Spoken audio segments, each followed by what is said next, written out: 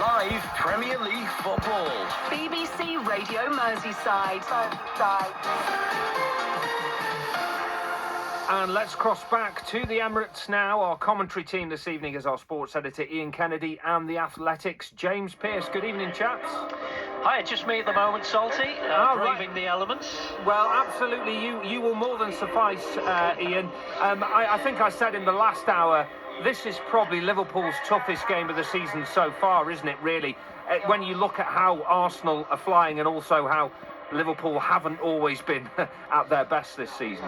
Yeah, I mean, on paper it's a huge test, and I'm sure out there on the grass it will be as well. The only thing I'd throw into it is, and I mentioned it before, the rain that we've got coming down at the moment. It's quite blustery as well. I just wonder what effect, if any, the conditions tonight are going to have on the game. We'll have to just wait and see, but it's been absolutely torrential all day here, and I know there's a lot of it's not snow that is the problem here, it's the rain and the wind. So we shall see. Hopefully it won't spoil the game, but I just wonder whether it'll, be some kind of leveller in a strange sort of way. I mean, Liverpool will come here, the way things are at the moment, as underdogs, even though they're the champions, the way Arsenal have been playing. But as I said at the top there, if Liverpool have got to remember they are the champions, there's no reason why they can't come here, play well and get a result. That's got to be the mindset. Otherwise, it could be a very difficult evening. So hopefully that will be the case mentally for Liverpool tonight.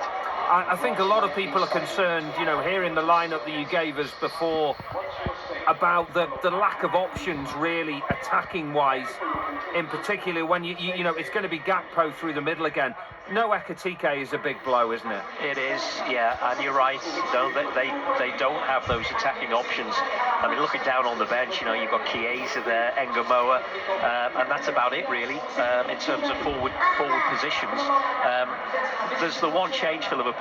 Jeremy Frimpong comes in, and he starts the game, but he's going to be playing further forward because Conor Bradley starts as well. He's right back. It's Alisson in goal, by the way. Conor Bradley and Kerkez, the fullbacks, Van Dijk and Ibrahima Konate.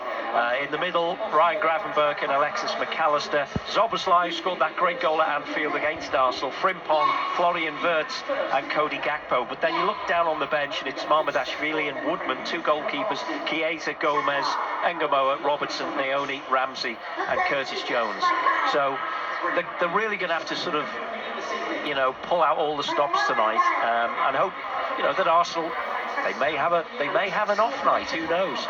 But as I say, Liverpool are the champions. They've got to come here with that mentality and not so much come here to try and hold Arsenal, but to try and impose themselves on the game, and that's going to be the difficult thing, I suppose. Well, I suppose the way you could look at it is that I hate the term free hit, and I don't think this is a free hit for Liverpool. But by the same token, there is probably still more pressure on Arsenal in the sense that it's a home game, and if they win it, they go 8 points clear, and all of a sudden that is a big gap, isn't it? Well, that pressure may bear on Arsenal, and, in the past, if there's been a criticism of Arsenal, sometimes it's been that they haven't been able to stay the course. They haven't sort of shown that side of things so far. They're going so well at the moment. And they've got Bukayo Saka back in the starting lineup as well, which might be a worry for Liverpool's defenders because he's such a threat. But yeah, I mean, Arsenal, they're looking pretty good, and obviously Man City, you look at the results yesterday, if Liverpool were a bit further on in the table points wise, it would have been a decent night for Liverpool because teams were slipping up. It's whether Liverpool can, imagine if Liverpool could get a win here, what that would do to their confidence in terms of trying to cement themselves in that top four, because that's going to be quite a race by the looks of it, with the teams behind them. Yeah, it is. It could even be top five, couldn't it? In fact, there's a pretty good chance it'll be top five. So there's even more teams probably now thinking, hang on a minute, champion. Teams like Brentford. Yeah. You can't rule them out, can you? No, Brentford had they've been in good form recently. I saw them at Hill Dickinson the other day, and then they won again since then. But Chelsea slipped up, Manchester City slipped up, Manchester United slip up. So it's an opportunity for Liverpool. And they are on this little unbeaten. It's 9 games. It just doesn't quite feel like a 9-game unbeaten run.